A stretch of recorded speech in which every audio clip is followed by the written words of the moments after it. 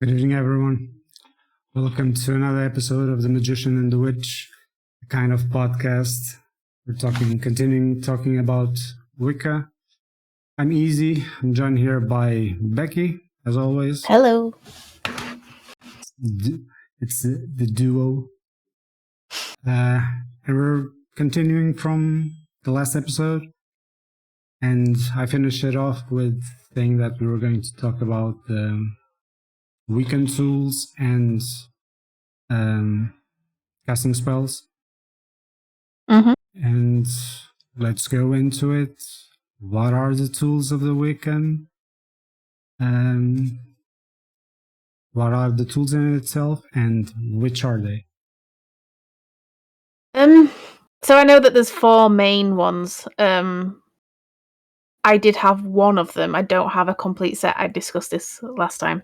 So the one that I did have was the wand, and it was like wooden and bark, and it had like an amethyst and some other crystals on it.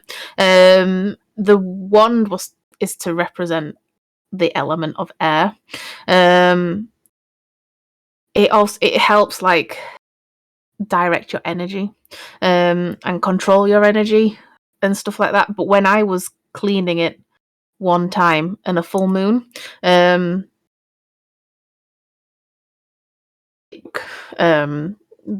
came back to it like the next day. I don't know whether it was because it was sat in the sun or if it was it just got too hot and broke. But yeah, I came back to it and one of the crystals had broken. And they do say that when like a crystal like that breaks, it's fulfilled its purpose of what you were intending it to do, whether it be protecting you in some way or helping cast and guide a spell. So I don't have another wand yet. I did mention it last time as well, that I was told that an item that you're going to use in your kind of personal witchcraft is something that should speak to you. So such as like crystals, you should feel some kind of draw, some kind of like, yeah, that is what I want, I need that. And that's what I had with this wand, but then it broke. And I haven't found another one yet that's captured my attention, that's drawn my attention. The wand is supposed to also not have any unnatural metal in them, so such as like steel, or even iron as well, because it dates back to the kind of like old folk kind of things of like the fae and other magical creatures being not allergic to it, but it burns them. So you try not to have that on your altar, any metal or anything like that. There is the pentacle, which we discussed like last time and the time before, which symbolizes earth. There's the knife. So this is something that I've been looking into, and obviously in the UK, rules around knives are a little bit very strict. Even if you say that it's for ritual work, if it's a weapon.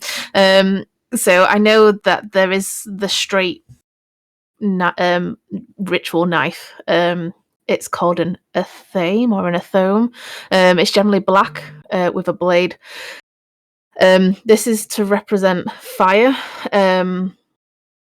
Some people say that we shouldn't use the knife in our rituals because, again, like I said, it's classed as a weapon, and Wicca, we're not supposed to have weaponry, but we generally use it to guide and direct our energies and sometimes spirits to a certain point. It's one of those things I've looked into it, but I haven't yet found the one that I like. But yeah, it's the other knife is supposed to be, it's called a bowline or something like that. I'm not 100% up on those words, but it's generally white and curved, and it's used for like basic practical use. So if, say, the ritual or the spell has you breaking a bond or like some twine or some kind of rope, you use that knife to break it instead of the athame, which is used for the directing of the energies. There is the chalice, which is this to symbolize the element of water. It is supposed to symbolize like the goddess and the womb and stuff like that. But again, some of the chalices that I've seen, they just don't quite jump out to me. A lot of them are kind of the ones that I've seen that are sold in shops and stuff like that are very gold with kind of cheap crystals around them, and I don't really like them. But that's the four main tools. There is like the broom that is used for like sweeping away like bad energies and stuff like that when you're clearing and preparing areas to do your ritual and spell work. It's something I've been wanting to make myself instead of just buying one, because I feel like it would clean and cleanse better than just going and picking up any old broom. But the broom would, if I was desperate, I could just use any old broom. But I haven't yet. So there is the broom. There are types of candles as well. But I'm not up on the types of candles that are used in toolwork. I think they're just general works, but I know of the four main ones, which I have been looking into. But yeah, those are the tools that I know of for personal work. I also went into some reading and I found you have the Cauldron also. You have the Censer. I think this would apply more to maybe coven work. Yeah. I know some people say that like the chalice and the cauldron kind of are the same thing. So the cauldron is another water vessel symbolizing the water. But yeah, I think it is more mainly for coven work, whereas obviously because I don't have one, I just have the basic ones that I should be looking out for. Yeah, myself. You have also, yeah, this was crackling. Bowls, bells also. Necklace, I don't know what they refer to a necklace. Probably it has to do with using the pentacle. I know that that's the person that I started talking with this about a long time ago. She used like an amulet and it had like a crystal on it. And that helped her for her like cleansing and to focus her energies when she was doing certain spells. That's the only thing necklace wise. Again, she made me her own amulet and she put like a sigil on the back of one of these amulets, but I lost it. Whether it was taken or I've lost it, I don't know. But yeah, I know that sometimes she used to, when we were out, or not when we were out, but when she would be out and like on holiday or just away, and she felt like she needed to do something, she would help use that for herself. And also, how do you go about to acquire a tool? Do you go to a shop, as you mentioned, to buy it? Because normally it feels like the tools need to be given or crafted by you. Yeah, so there is personal work where they say you should craft your own, which is why, like I said, I want to craft my own like broom kind of thing. You can buy them in shops, but that's why again the person that I was speaking to said don't just buy any off the shelf. You have to listen to them. And sometimes if they are crafted for you, it does mean more than say you just go to a supermarket and buy something off the shelf. So there are certain shops that deal in kind of thing. It has come to my attention that they sell unethical things that they shouldn't. So I know we spoke about saging last week, but actually I've been speaking to some other people, and actually saging is kind of restricted for certain practices, and you should only carry that out if you are born into that religion or married into that part of Wicca. So they shouldn't be selling those kind of things, but they do. And a lot of shops, they will, and especially online shops, they will just sell stuff because there's a demand for it, but there's no actual education there. Which is why when my friend was like, "Look, if you're going for these things, don't just pick one off the shelf. You have to listen. It has to feel right. Don't if you go in somewhere and you don't find it, leave. Don't just buy something because you need it." Again, which is why I don't have all the tools, because I go in, I look at them, I find them, but none of them stand out to me. And if you're going to use them for spells and ritual work, to have the better succession rate, they need to vibe with your energies as well.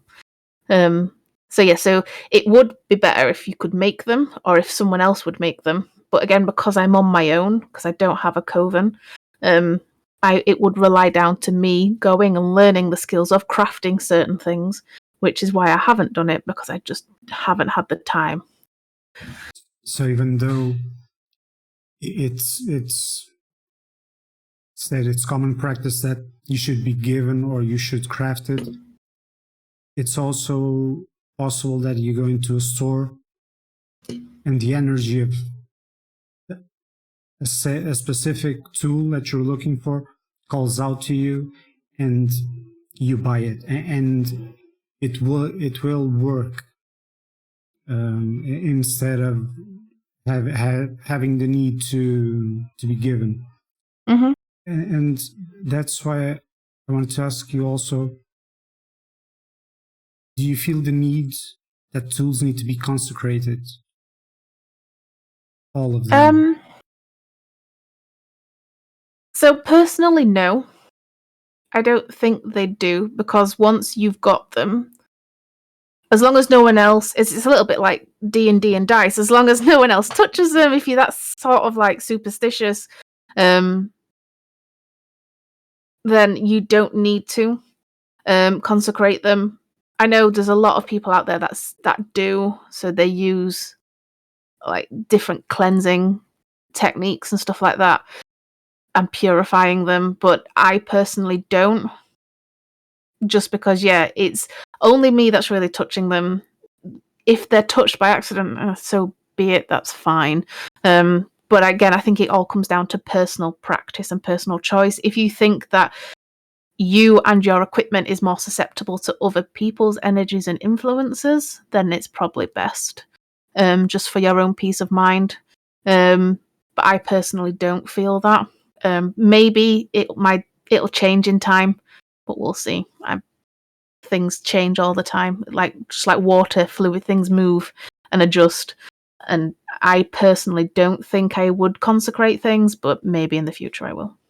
And if you wanted to consecrate them, does it exist a specific method, a specific ritual, a process to do it, or it varies from witch to witch? I think it varies from witch to witch. So I know a long time ago I was reading about this, and some people would make the magic circle, and would use it that way, and they would use a white candle to kind of burn, and they would do what they needed to. But I think it varies from witch to witch of what they do and what they don't do. So that's like an overall of the tools, because if we go into the tools one by one, they all have specific things to do, and then they go about the elements that they represent, and this would be a long conversation just with the tools. Let's go to the meat of things, which is casting spells. You'd say that a beginner witch, the thing that attracts it will be the spells, casting spells. We all seen movie The Craft, mm-hmm. And the thing with Ouija boards and whatever. So I read something. It says regarding to casting spells that the ways of the witch could be said that is an active and positive engagement with the world around us, which I thought it was a nice thing. And that starts with the witchcraft on a personal level with spells. What are the types of spells that exist? Are they one group, and then you just choose what you want to do, or are there specific ones like separated by whatever type there is? I think as a whole, they are as one. I mean, if we take D&D, for example, they're all broken down into different segments. So like abjugation, evocation, those kind of things. Again, I think that for me personally, I can see them all broken down into different classes. But there's also like personal spells that affect just you. And then there's spells that, again, like sort of nature spells that you can ask nature around you to help. And then there's spells that do affect the wider world. Obviously, if you were wanting to make a grand change in the outer world, you're probably going to need the work of a coven, just for the higher energies. But for different types of spells, like I said, I generally work on just myself, and maybe people around me just to help with certain things. But yeah, there's different types of spells. So like obviously there's like necromantic spells, which is something that I've tried very hard to stay away from, but I know they exist. It's one of those things of it interests me because I want to know more. But then if I know more, then I feel like I'd be more likely and inclined to do them. Whereas if I don't know them, I can keep them away. It won't affect my energies. I generally stick more to personal energy spells that help me, and maybe nature spells that can help just my house, my garden, and that in turn affect me and my own energies, if that makes sense, if that's the question that you're asking. Yeah, I was going through stuff, and well, I saw one which is, I think it's funny because like we play D&D every Sunday, and it's banishment spells. So yeah, so you have banishment spells, you have house blessing spells, binding spells. Yeah, I think everyone heard about this one. Vexation box. I don't know what this is related to. Then you have warning spells, but the banishment spell and the binding ones probably are the most known, at least by name. And I thought it was funny, at least the banishment one. Yeah. Shout out to John, I suppose, that. Yeah. Okay. So you're gonna cast a spell. You need to make some preparations for sure. But one thing is, when you start, making the circle, lighting candles, but is there any pre-preparation previous to start? When I've done my spell work, I've pretty much jumped straight in. I'm not really worried about it. I know there are people that will like cleanse themselves. So like they'll use water to clean themselves, they'll use smoke to clean the air, they'll the broom, they'll sweep and move things on to kind of rid the bad energies and prepare the area so nothing affects the spell or ritual or tampers with it. I've personally just kind of like get in the mind, sit down and like I've never done the marking of the circle. So I know some people will take a candle, will do certain like enchantments and walk the width of the circle to cleanse the area, and then they'll sit down and then they'll go, right, the first tool is ready here, and then they'll put 4 quarter like candles in the segments of the circle and they'll get ready for that. I've never done that. Like I said, I pretty much go, right, this is what I thought about, this is what I want to do, here is the candle that I'm going to prepare for, and I'll like sit over it, I'll think about it, and then like we talked about it last time where I feel like I kind of just call out to the deity, Hecate, however you want to pronounce her name, and I repeat in my head what I want, what I would like to achieve. I call her name, I ask for help, and it's like I just repeat it and repeat it and repeat it. And then once I finished my spell or ritual, I then kind of like sit down and just calm myself, focus on my breathing, watch the flame. If part of the spell that I've been doing has components such as like herbs or some kind of like salt or something like that, I will sprinkle them onto the flame as they're required, or make the markings in them in the herb or the ash that's on the table. But yeah, I know there's people that will prepare the area. Like I said, they'll walk in the circle, they'll do certain chants. But again, I think this is more coven working, where there's energies coming and going, moving around. If they want to do a certain type of spell that requires purity, yeah, they'll cleanse themselves, they'll clean themselves, they'll prepare themselves, and then they'll come and then they'll go ahead with the spell. So that means that there is no preparation in the sense like 1 day before, 2 days before, trying to mentally prepare yourself. So it's more close to the actual casting of the spell. Yeah, I mean, again, if say I did join a coven and they told me, right, this is how we do it. Yeah, you know, there's a day that we're going to do this spell and this is what we're going to do. A lot of time, obviously, because I don't have a coven, there's no community work. I pretty much go, right, this is what I want to do. And maybe subconsciously I've been preparing myself mentally of this is what I need to do. I need to prepare my own energy. I need to get ready. But it's pretty much, I normally go, right, well, there's a full moon, I want to do this. So I prepare in that kind of terms.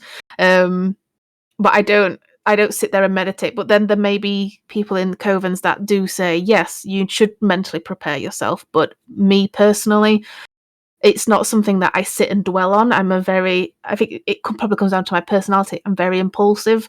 Once I want something and I know something, I need to do it right then and there. So I'll go get what I need, research, read, go and do it. Hope that it's heard. Hope that it goes through.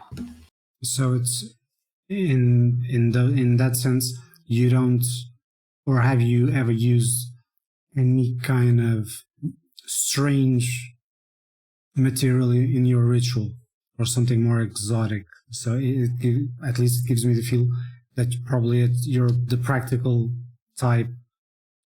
What it's around, you'll use instead of some kind of special herb that exists at 2,000 meters altitudes. I've not come across any spells that I want to do that has exotic equipment or like exotic herbs or anything like that. I've never come across any like that. It is pretty much a lot of the spell work and rituals that I've done and that I've researched are a lot. They use, if they've got herbs, they're a lot of like household herbs. So like sage, fennel, rosemary, those kind, like thyme, those kind of things that you can grow in your garden. Like I discussed last week, like I've tried to grow those type of herbs and then they generally die because I just can't seem to do it properly. But yeah, a lot of them, and some reading that I've done has said even the dried ones that you use for cooking, because you can do spells overcooking. You can do spells whilst preparing a cup of tea. You stir it one way and say stuff, and you stir it the other way. You can spell work is everywhere if you think about it. But I've never used anything exotic. No, I think if a spell required me to have some kind of exotic preparations or kind of herbs or anything like that, I think I would probably steer away, because it's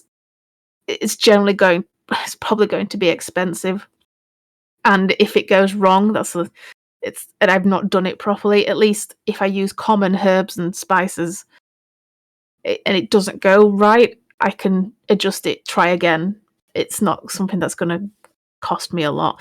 I think the most expensive thing I've bought is like incense, and I generally use the incense to kind of clear and prepare an area. But that's it really. I've like I said, never used really exotic but equipment. Probably if it's expensive, it has to do also with the degree of the spell, like the level. Going back to D&D. Yeah.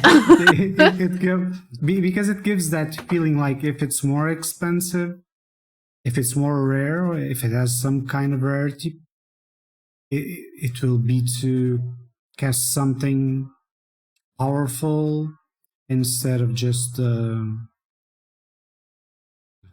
would like to use the D&D expression, like a low-level spell, because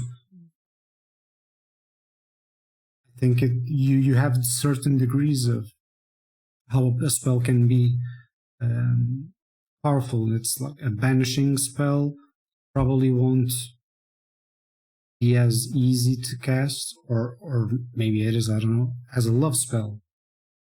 I don't know, just asking.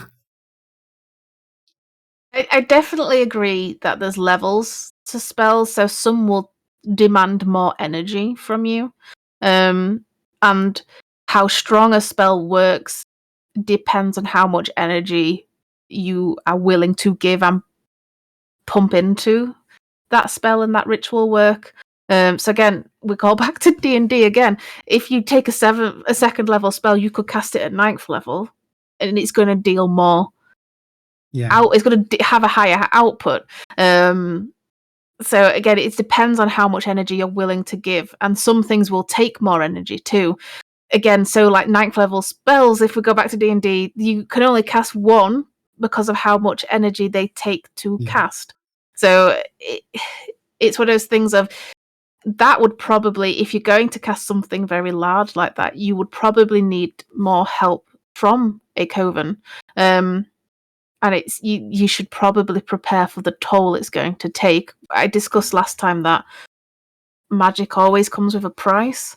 And if you're not willing to pay said price, it's going to pull a lot on you. It's going to cause a lot of inner turmoil and probably shifting in your energy if you're not prepared to pay that price. And is it possible, like, this is going, it goes to what we know of the fantasy world being whatever movie it is, but is it possible that a witch alone has have the power to cast something really powerful that, for example, other groups, like you would need a coven to do it, and that one person can do it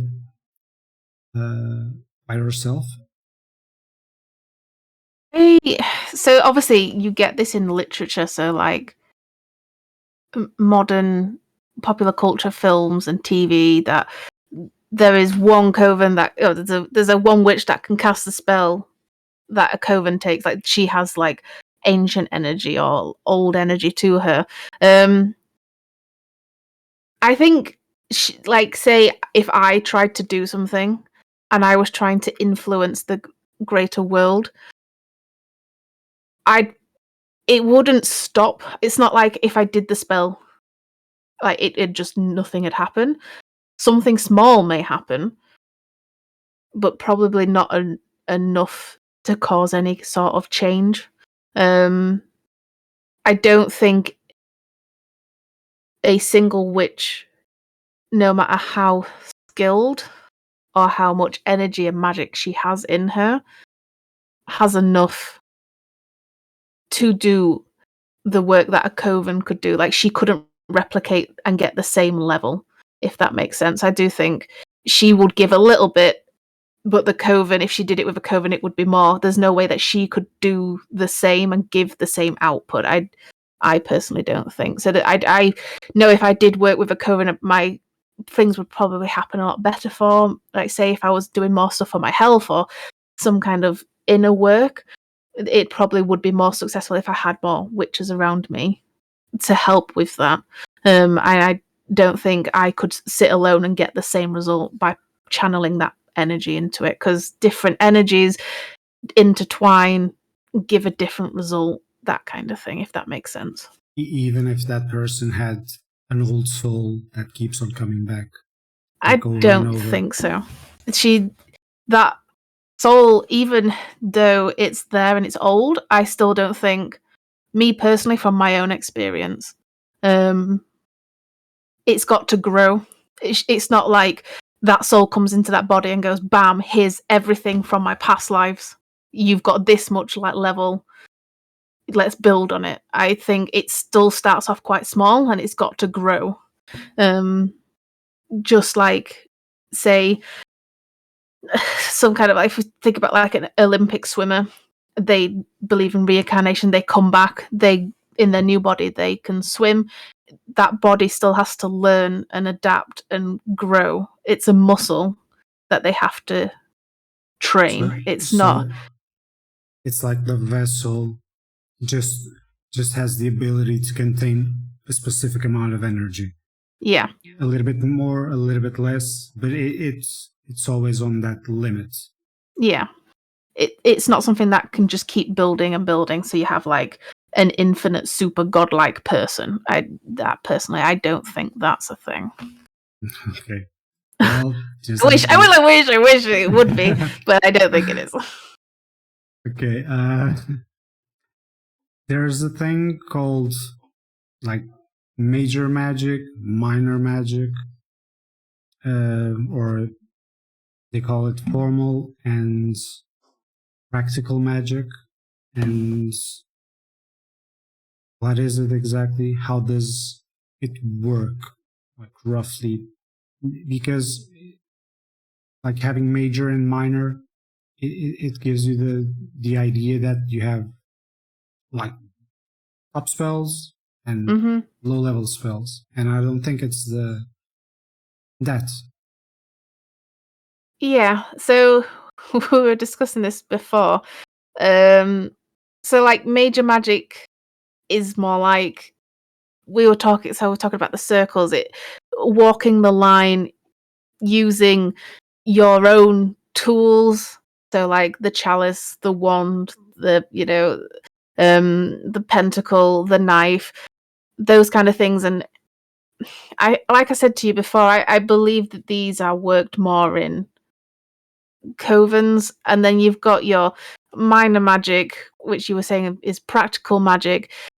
I feel like this is the kind of thing that I do often. So like I will sit, I can be, we'll cast back to the time like last episode where we were talking about like the curse, where I went out and I was along the river and it was quiet and it was just me, and I like called out like looking at the moon, and that was kind of like the minor magic.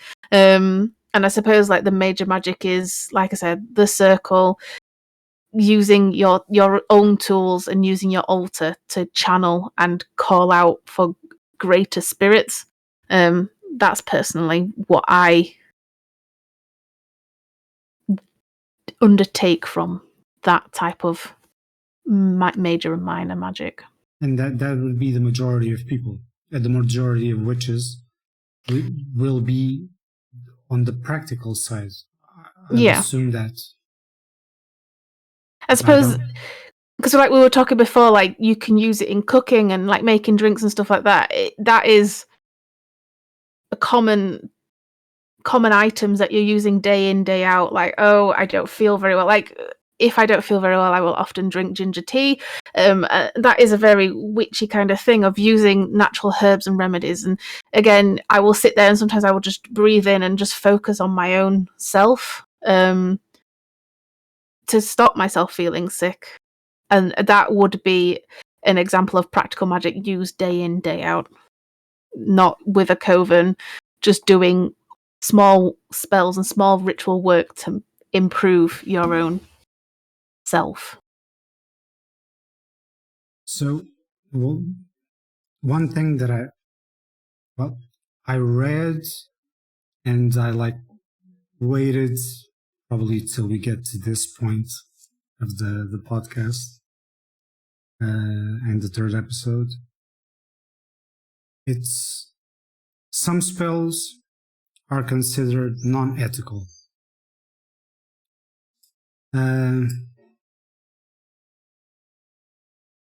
Why is it that they are non-ethical? What are the boundaries that you have to cast a spell? So again, because I don't work in a coven, I can only interpret what I can from the books and literature that I've read. But a spell, to make it ethical, if it's affecting yourself, that I would class that as an ethical spell. It's not, you're not affecting anyone or anything. But if, say, we go back to that love spell, that's directly affecting someone else. And if you don't have their permission, it's very unethical to force someone into something that they may not want.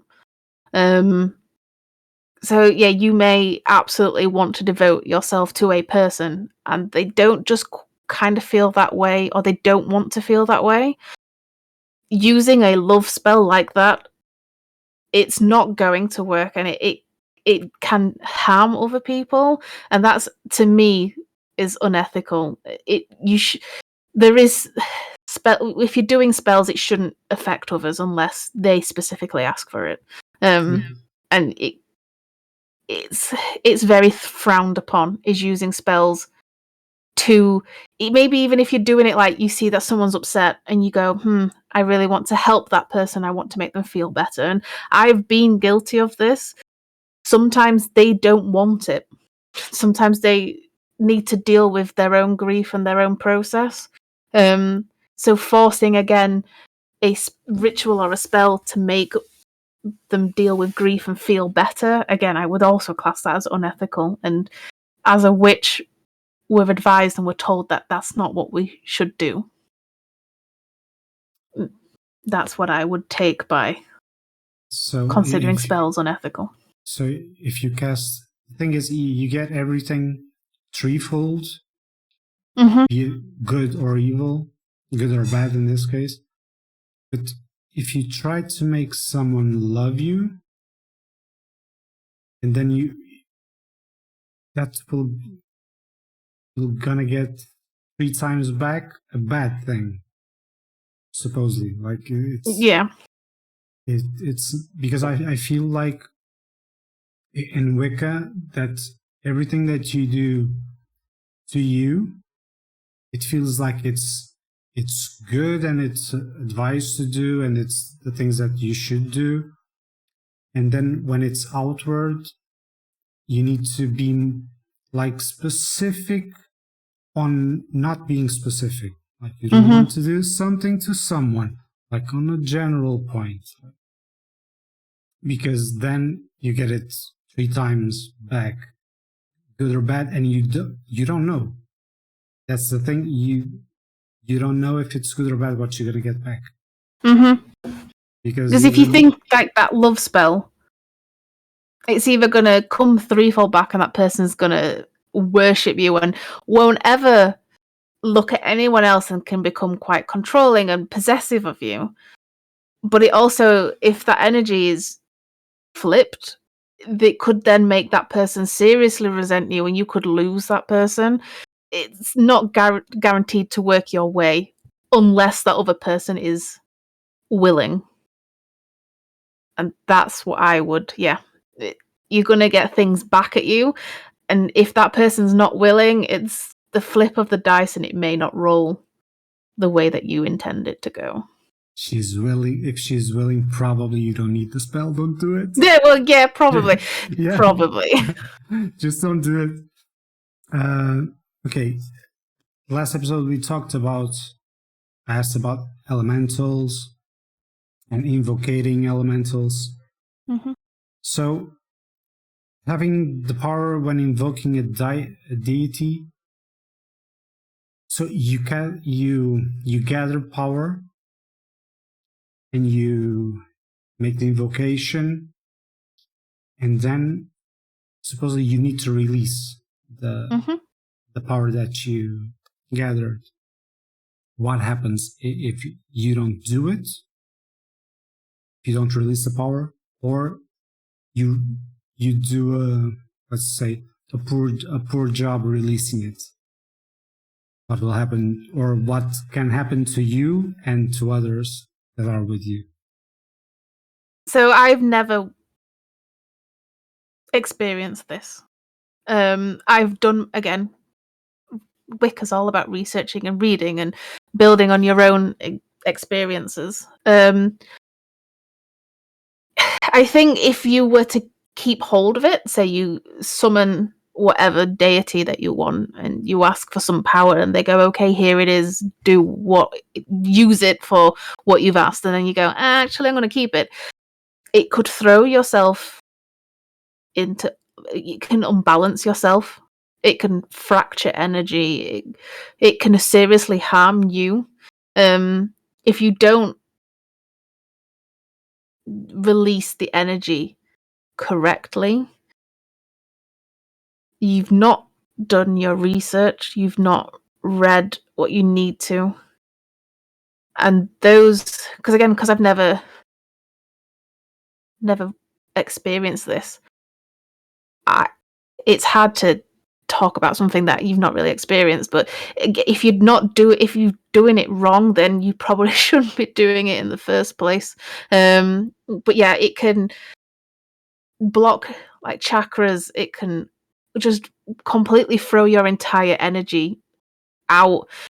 Then you're going to try and cast more spells. You're going to do more work for yourself or other things, and it's just going to throw out the wrong kind of results. You're not going to get the results that you want. It's just going to throw everything out, and it can hurt you. So if you don't release it properly, or you decide to keep it for yourself, it's very greedy. And yeah, it's just going to flip everything the wrong way, and you're going to need to do a lot of purifying, a lot of cleansing, a lot of rebalancing of your own energy before you can even start to look at other spells or ritual work. It goes like calling on deities also. It's the same as if, say, I invoked a spirit of the elemental spirits. If you don't release that properly, that's also going to fracture imbalance. It's just not going to do the right energy kind of levels. And say you do manage to purify and cleanse and stabilize yourself. You call back out to that deity in weeks, months, years' time. They're less likely to listen as well and grant you what you want because they saw what you did last time. And if you're not ready because you didn't do it properly, or you did hoard it and keep it, they're not going to listen to you because they don't, unless it's like a malicious god, a mean god. Not that there's many that Wiccans naturally will listen and talk to. They're not going to give you anything, and then nothing's going to work for you. And you're going to have to do a lot of reaching out, talking, and building on that relationship again. But when you say it will harm you, do you speak in the sense of it's an energy kind of harm or physical harm? I would say both. So, I suppose it could lead, like, energy imbalance. I see a lot of depression is due to energy imbalance. As I call back to my own experiences when I found my friend who died, that threw everything out for me. There was that's where I started to look for Wicca, because Christianity had nothing, and I just felt everything was fractured around me. And it wasn't until I started to focus on my inner self and use magic and Wicca to help myself that realigned my energies, which helped realign my own mental health. But yeah, like physical and like non-physical ways, yeah, I would see it would break and fracture both. And if you're not careful, I would say, like, a lot of insane and crazy people, it may be the reason that they are is because they've called on energies and not used it as intended, and it's broken them, but they weren't aware, and it's broken them further. And now they're at the point of not being able to fix themselves. Could it lead to death?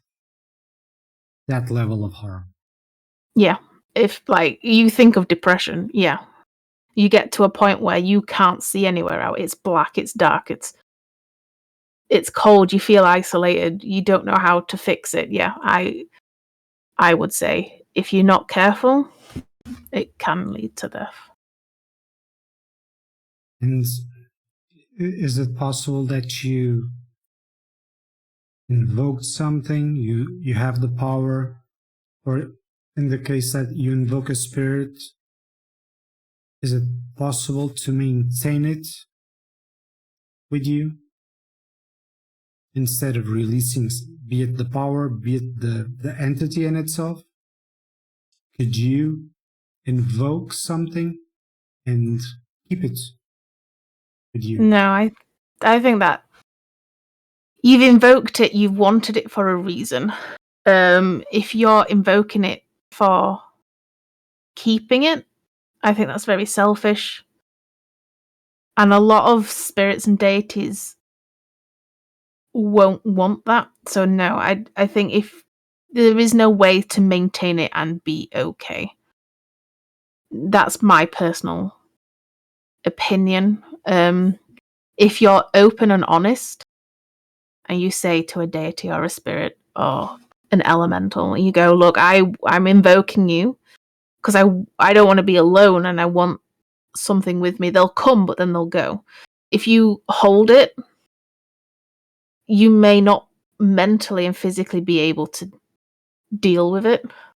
It will probably break you. There's a reason they are what they are.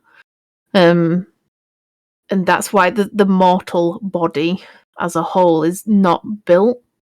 And that's why a mortal body, in my opinion, dies after a while, because it gets to a point where it can no longer heal itself, and we're not made to take on those kind of power, which is why the body moves on and dies. So, no, if you were to maintain it, I think it would hurt you, especially, like I said, if you were to lie about it coming to you, you wanted it to help you do X, Y, and Z, and then X, Y, and Z happens and you're not ready to release it, I think it could become kind of chaotic inside you and destroy your inner resolve, which is, again, where a lot of, like, the darker magics come from. They can take hold and control and create very chaotic, again, which is why I've not looked at it, because I feel like as a person I'm not strong enough to resist. Obviously man is always attracted by power, so I think it's one of those things of you need to keep away, because there's a reason why we can't have infinite power or infinite immortality. But yeah, I don't think we could maintain it. So you will invoke it, use it in the spell that you want to cast, the ritual that you prepared, and then you have to. It's not a matter of I choose to release it. You have to, or else everything goes south. The border, yeah. It's not like you can't go, right, next Tuesday I want to do this spell, but I don't have the time on the Monday or the Tuesday to invoke it. You can't go, right, well, today I'm going to invoke it. I don't think that is not if you're going to use it and you want to do something on a Tuesday, you need to invoke it, use the energy, channel it, let it go. Because if you store it, it's going to create a lot of tension, and when it snaps, it's going to be, it may not give you the result that you're wanting. You touched the subject of necromancy, and how can that be that it can exist in Wicca? Because if it's nature based, if it has to do with practicing good, because it's how I feel Wicca, how can you have necromancy? And it feels like it's not a rare thing that people attempt to do it, to go about with rituals and spells. So again, I've never done it. I don't think I am strong enough. I think it would corrupt me, because you're calling spirits back into a body that started the decay. I think a lot of people do it because they're hurting and they're not willing to let go, or they are hurt by other things in the world and they need, and maybe they were weak at that moment and some spirit or something has crept into the mind and gone, you should do this. This is going to help you. And yeah, as a Wicca, we do no harm and you do not cause death, not intentionally. So you're not, you see the spider, you stand on it. I try not to do that. Obviously, it's very innate in us. Necromancy, so a lot of my characters that I've got in my head for D&D, some of them are, there's a necromantic wizard that I really, really want to play. And I feel like that kind of channels, my inner, death god in me. But yeah, Wicca is more about nature and helping. Necromancy is something that doesn't, it, like I said, it calls back spirits that they may not want to, if they're in the void, they've gone over the void, they may not want to come back. And then when they come back into this decaying and rotting broken body, they are slaves to your will because they don't have full control. So necromancy is something that we shouldn't do, and it's something that again I've read about but I have not put into practice because I don't think I'm strong enough to deal with it, because it feels that there is what's the word? It doesn't, well, let's use a mashup. It doesn't mesh because the body is dead. So that energy point is on zero. In spite of supposedly everything in the universe has energy, even the rocks. But that body is, as you said, enter the decay process, and it's gonna get his spirit again. And are you sure it's the same spirit? Because I know, again, we talk back to modern literature.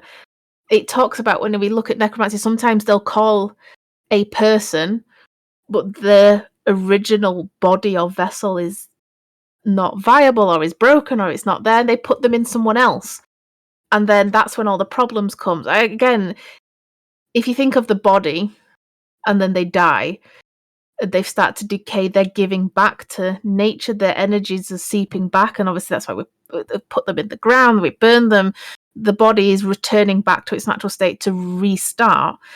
You put the spirit back in that body that's started to lose its energy, it's already gone to zero on health points or energy level. It started in the negatives. You put that spirit, in my personal opinion, that's where your problems go wrong, because you've thrown the energy out of balance. It's not going to work. It's very frowned upon. It's a practice that we shouldn't do because it's gonna cause a lot of problems. But yeah, you may go, well, I really want to see my mum again. Your mum may not want to come back, but that evil warlord from like 100 years ago who's dying to come back may go, well, this is my chance. I can pretend to be your mum, and in it comes, and then it causes more problems. And yeah, Wicca is about helping and using nature to better yourself. And necromancy is anything. It's far from it. Is anything but helping. It's a hindering, if anything. Because it's one of the fewer things that I see in Wicca that it feels negative. So normally it's everything is, you could say, happy and warm felt. Everything is really nice. Then you have just like necromancy and harming some people like by mistake, and that's about it. Comparing to other religions, beliefs, which have like half bad, half good, I would say. And Wicked feels more on the good side and a little bit of bad, because you can have one without the other. I think, at least. I have one last question, because we're entering that time. A spell might not work if it isn't in accord with the universe.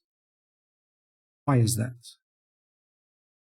What can you make like everything as the book says, and it doesn't work? Goes back to energy again. And again, if you're wanting to do something such as, I want this person to fall in love with me, you plan it, you do it, you prepare, you cleanse, you do the ritual to the book, to, you've looked at the shadow book of another witch and you've gone, right, she's done it this way, but I want to edit it a little bit this way, but it still keeps it the same, and it doesn't work. I'm not going to say that everything is written, but at the end of the day, if the energy, if that is going to throw out the energy balance, it's not going to happen. So, like, I want my father to go back to living as he did. I want him to no longer be ill. If the universe doesn't, if that is his, I'm saying that everything's written, but if the universe needs that to happen, just because I will it not to happen isn't going to change it. I'm nothing compared to the grand energy of the cosmos and the universe. So it's like giving and taking. And again, if the deities, like the gods, are looking down, they, not saying they know what's going to happen, but obviously they may go, nah, this is gonna, like, this, if this happens, this is gonna happen, which is gonna affect this. It's gonna cause a greater problem in the future. No, if it doesn't happen, it's not happened for a reason. And I believe everything happens for a reason. The creation of the universe happened for a reason. That it's not like, I know, like, we go back to Christianity, where one thing there was nothing, and then suddenly there was the universe, the earth, water, sun. I believe the science argument, where one element had to hit another, to hit another, to hit another, and that happened for a reason. Whether it be the gods that put that in those orders, but it had to happen for a reason. And just because something may happen, like, so we say I might be trying to do a simple spell to just, I don't know, center myself to bring good luck for something that I want to do. If that bringing that good luck at that point in time may affect something grander in the future, it's going to throw the energies out. And the universe goes, no, I'm not ready for that. It's just not going to listen. So you're saying that the deities, the gods, they will see the end result of the spell that you're trying to cast or casting. And I'm very particular with words, and Mm-hmm. Is it possible to word it in a way that it bypasses that viewpoint of the gods? Like in a way that you cast it and how it's worded, there's no escape from not.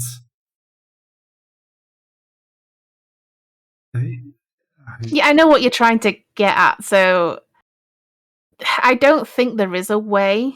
I mean, yeah, gods and old things are very particular about words. There's power in a name. And obviously I call back to the Fae. They can be very particular. And if again we talk about D&D, if you don't specifically say what you want, that could be open to very broad interpretation. I'm not saying that the gods can see into the future. They may have an inkling and they may have a plan of, right, well, I want this needs to happen. Little things here and there are okay. I'm not saying that they know the end result, but they will have seen people do it time and time again and know what's going to happen and know what that person wants. Humans are, we have habits, we're creatures of pattern. So they probably, if say I call out for something and they've seen it happen before and it could affect something quite grand, but they're like, nope, that's not going to happen. Yeah, I think they're just going to stop. It's not that they can see what's going to happen in the future, because fate is your own to decide, but there is a line that we have to tread, and that's just my opinion on that. No tricks with words. No, I mean, I know, like I said, so fey creatures, and again, like vampires as well, they say are never to have a mat outside your house that says welcome, because that can be inviting any spirit in. So I don't. And if someone was to buy me one, I'd be like, yeah, that's great. I'd just put it somewhere else. That's not an opening to the outside world. So it is spirits and creatures like that do want to cause harm are very particular about words. But I don't think the good ones really care. Would that work? A mat on the entry saying welcome? Mm-hmm. Would that allow? Okay. That's a loophole. So there's a lot of groups that I'm part of, and it just keeps coming up time and time again. And if I was an evil spirit and I wanted to do harm to someone, and that mat on that door said welcome, well, I can read. And just because those words haven't been spoken, it's an open invitation into someone's dwelling. Someone should be a lawyer or something, because that's a big loophole. Like, you have a mat saying welcome, and, well, that just kills like 80% of the vampire movies. Like, just get a mat. Just send them a mat to the house that you want to get in. Yep, put it outside. Yeah, they will get it. Oh, a mat, really nice. They put it in. They put it outside. You get there, welcome. Okay, thank you, and let's do this. I know, like naturally as well. So if I go around to people's houses, and if they don't say welcome, come on in, I will often stand at the door, just because I don't know. There's just something inside me that I feel like I can't come in unless someone says please come in. I just feel like that's rude. Like I could be bringing in some sort of negative energy with me. I'd say from about like age of 15, where I was watching vampire films, and I used to do it at first just to not trick people, but like, yeah, I'm mentally unstable and I'm a vampire, and then it's just kind of stuck with me. So if people want me to not come in their houses, guys, just don't invite me in. Just be like, yeah, you can stay there. I will stay at the door. Well, we passed the hour mark. It's about that time we also were kind of finished, or at least I'm finished with the round of questions that I had more or less prepared. On the next episode, won't be next week. It's going to be on the next one, on the 9th of June, is it? Yeah. 9th of June. And I think we'll go into psychic work, which sounds really my groove. And I think it's a nice subject to talk about because it can veer off to a lot of places. And yeah, thanks everyone for watching. On the 9th of June, we will be back with the 4th episode of The Magician and the Witch. Have a nice evening. Bye-bye.